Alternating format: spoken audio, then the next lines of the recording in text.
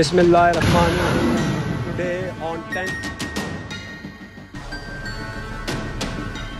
ভারত পাকিস্তান সংঘাতে নিজেদের প্রতিরক্ষা সক্ষমতা পরীক্ষা করেছে চীন।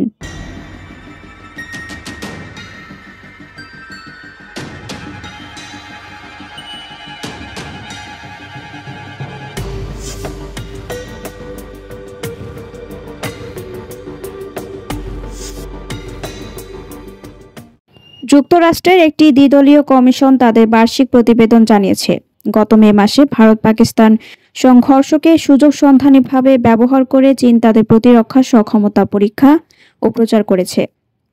গত মঙ্গলবার প্রকাশিত মার্কিন চীন অর্থনৈতিক ও নিরাপত্তা পর্যালোচনা কমিশনের প্রতিবেদনে বলা হয়েছে, বেইজিং ভারতের সঙ্গে চলমান সীমান্ত উত্তেজনা এবং ক্রমবর্ধমান প্রতিরক্ষা শিল্প লক্ষ্যের প্রেক্ষাপটে কার্যকর অস্ত্রের অত্যাধুনিকতা পরীক্ষা এবং প্রচারের জন্য 4 দিনের এই সংঘাতকে কাজে লাগিয়েছে। কাজটি ছিল প্রথমবারের মতো চীনের আধুনিক অস্ত্র ব্যবস্থা পরীক্ষা, যা বাস্তব যুদ্ধক্ষেত্রে কাজ করেছিল।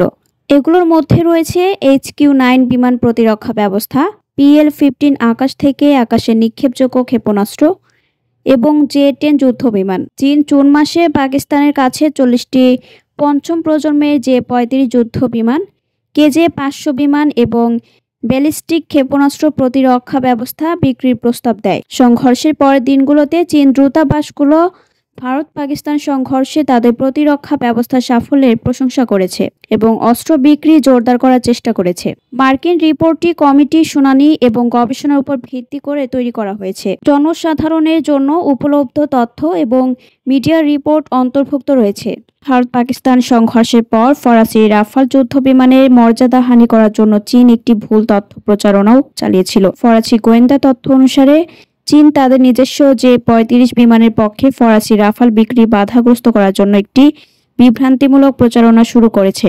চীনের অস্ত্র দিয়ে ধ্বংস করা বিমানের ধ্বংসাবশেষের AI ছবি এবং ভিডিও গেমের ছবি প্রচারের জন্য ভুয়া সোশ্যাল মিডিয়া অ্যাকাউন্ট ব্যবহার করা হয়েছে। এতে বলা হয়েছে, চীনা দূতাবাসের কর্মকর্তারা ইন্দোনেশিয়াকে ইতিমধ্যেই প্রক্রিয়াধীন রাফাল জেট ক্রয় বন্ধ করতে রাজি করিয়েছেন। তবে চীন এই প্রতিবেদনটিকে ভুল তথ্য বলে প্রত্যাখ্যান করেছে। চীনা পররাষ্ট্র মন্ত্রণালয়ের মুখপাত্র মাওনিং এক সংবাদ সম্মেলনে রাফাল নিয়ে বিভ্রান্তিকর প্রচারণা সম্পর্কে প্রশ্নের জবাব দেন। তিনি বলেন, আপনি যে তথাকথিত কমিশনের কথা উল্লেখ করেছেন তা সর্বদা চীনের বিরুদ্ধে আদর্শিক পক্ষপাত পোষণ করে এবং এদের কথা বলার মতো কোনো বিশ্বাসযোগ্যতা নেই। তিনি আরও বলেন, কমিশনের রিপোর্ট নিজেই বিভ্রান্তিকর। পরবর্তী সংবাদ দেখার জন্য আমন্ত্রণ এবং সাবস্ক্রাইব করে বার্ড নিউজের পাশে থাকুন।